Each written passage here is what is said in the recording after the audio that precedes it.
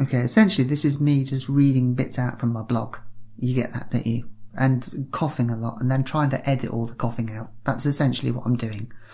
Okay, so if it sounds a bit flat, that's why it's on. I'm just trying to explain. That's why it is. All right, I'm just reading bits out from my blog.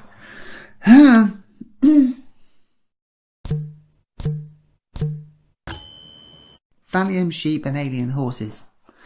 Hi, this is Bimbling Cat.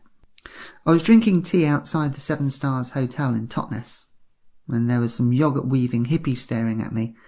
I'm not sure if he knew me or whether he was trying to colour in my aura. It is Totnes after all. Strange things happen in Totnes. I just spent the last hour and a half lost in the lanes of Devon.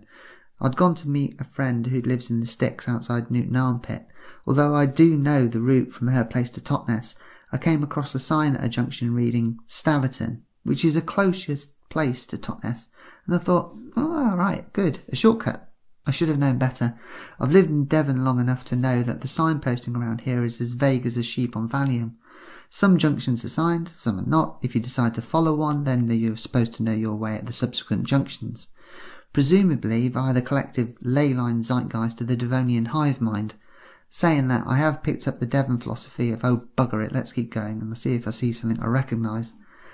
The lanes narrowed and crumbled into pothole-ridden tracks and grass growing down the middle and high hedgerow banks to ensure a complete loss of bearings. I ride up and down, around, sharp lefts, dips, sharp rights, and in half loops, bends so tight I can expect to re-emerge in 1987. Finally, the road widens up again and I'm riding through villages and frightening cats. I came across a couple of horse riders on the way. I've learnt the best thing to do is to pull as far to the side of the lane as possible and kill the engine.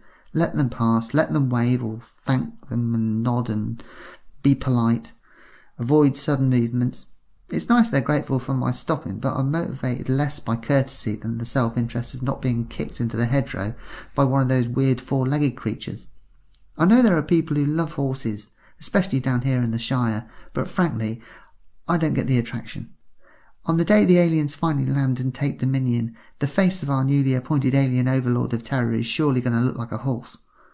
I find Staverton and all is good in the world once more. Dry roads, a mackerel sky, the sun flashing at me as I ride past small thin hedges and fences. I follow a truck down the rest of the lanes before joining the road to Totnes and watch the leaves dance in the gust of air the truck leaves in its wake. That's very poetic, Cat. I need to write that down. Oh, look, I did, which is very clever of me. Have a biscuit. It's all terribly pretty and gleeful. What am I going to do when I have to get a proper job?